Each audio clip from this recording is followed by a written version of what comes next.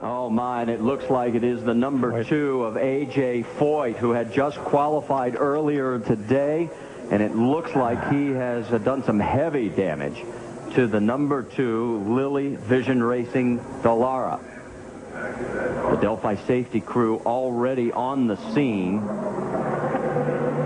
We'll wait to see if A.J. is okay. They have had a really difficult month. But you said it earlier. He had so many close calls with the wall that as you keep pushing and pushing, sooner or later that wall comes up and bites you. You just can't keep doing that. It didn't look like any of them were driver errors. It just like the wind would catch the car up, or the balance wasn't right. But he had 2 big saves since he's been here. One spin didn't hit anything. But I hate seeing that to happen this late in the game, because that is the car he just qualified with, and that is the car he's going to have to get him into race with. And the only time he'll be able to run that car will be in carburation day, and all carburation day really is just to make sure you don't have any leaks in your engine. You can't do any testing on carburation day. All right, as you can see, it looks like everything is okay. We'll wait to see if AJ's coming out. Now let's take a look. Here is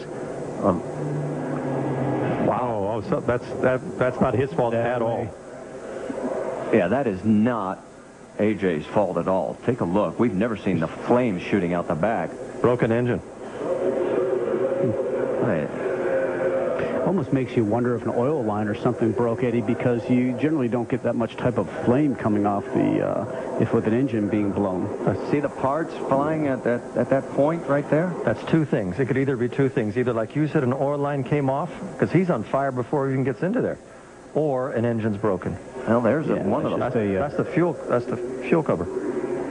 The Buckeye, yeah. So I mean, makes you wonder if it's fuel related, oil related. Well, AJ is out of the car. The helmet is coming off, and that is certainly not his fault. A tough break, though, for this team, as they are now qualified after a great run earlier today. Stay with us. We'll update it when we come back. You're watching ESPN on ABC. Take another look at this, and we have been studying this during the commercial break, and we think this is really a fuel issue now, well, right? We saw that cover come off. That seemed to be the fuel cover. And we're just wondering if some of the fuel started to spray out, as you can see there, which actually would make the flames and then also get onto the right rear tire, which would then send the back of the car around. There is nothing you can do when you're driving when something like that happens. But he's had continuous mechanical problems. He had the gearbox problem in qualifying. The Buckeye here on the fuel pops up. Let's see the piece right there. That's what we're talking about. And Jack Arute, you've got more? Well, Matt Curry just finally had an opportunity to see the same footage that you were showing the rest of America. And, Matt, it seems to have confirmed what the booth thought and what you were afraid of. Yeah, it's an unfortunate thing. Just getting in the show this morning, everybody's worked really hard. Anthony's worked really hard. When you take a look at that, though, does it look like the Buckeye and the fuel may have gotten on that rear tire? It very well could have. We're going to go back and look at all of our data and try to see if we see anything out of line. But apparently from the video, that's kind of what it looks like from my standpoint. Guys, we're going to let him go because they've got a lot of work to do. And keep in mind, as Eddie and Scott said, they're not going to get a lot of any more chance to be able to go out there outside of carburation day come Friday. And they've got a lot of work to do. We're going to take one more break. As you can see the damage heading back. You're watching ESPN on ABC.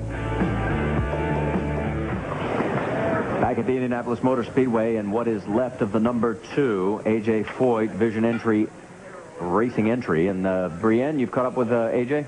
A.J., we were able to see the footage. What did it feel like from your perspective? I just coming out of the pits and went down the corner, and something broke loose, and just saw fire out my left side mirror and sliding backwards to the wall. And obviously it was a hard hit, and I don't know, something definitely happened. We just had to go back and see what happened. I don't know. Physically, you're okay. How is your confidence now?